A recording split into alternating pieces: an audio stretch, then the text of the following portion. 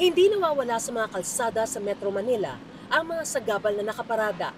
Yan ang gustong ayusin ng Metro Manila Council kaya't kahapon naglabas ito ng resolusyong nagbabawal sa pagparada sa mga National Primary Road gaya ng Quezon Avenue, Espanya, CM Recto Avenue, Mel Lopez Boulevard, Rizal Avenue at EDSA. Hopefully, bago magkaroon ng Christmas rush, ma-implement na ito para po maibsan. Alam naman natin na pag lumalapit yung Pasko, ay bumibigat yung daloy ng traffic. So, we must ensure na free sa obstruction yung mga pangunahing lansangan natin.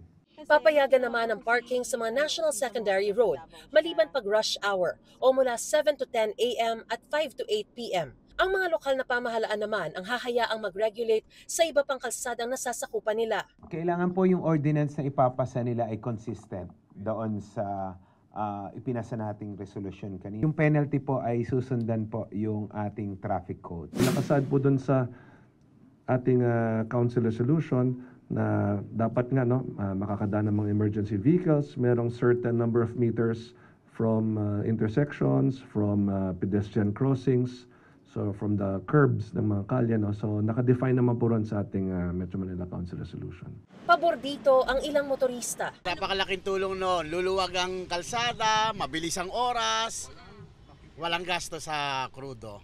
Pero may mga di rin sang-ayon gaya ng delivery service na ito na inabutan namin nakaparada sa CM Recto Avenue dahil wala naman daw ibang makaparadahan. Medyo mahirapan po kami dahil katulad niyan, pipick up po kami sana. Mabigyan pa kami ng pagkakataon na makapark po sana. Hindi po saklaw ng pagbabawal ang mga sasakyan pang emergency gaya ng mga truck ng bombero at ambulansya.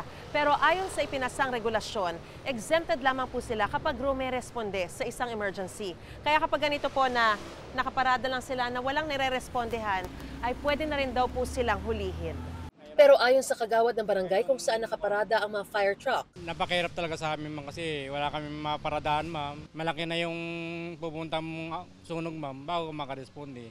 Hindi kagaya nandito sa tapat ng barangay, agad-agad makakatakbo kami sunog. may mga papayagan naman daw ayon sa ilang mga alkalde. Kaya nga mahalaga na hindi po ito total street parking ban kasi yan din po ang tanong ko sa inyo. Kung meron tayong total street parking ban, and when I say total, talagang pangkalahatan, saan nga po talaga paparada natin mga sasakyan? Kaya nga po ang naging approach po ng Metro Manila Council ay localized.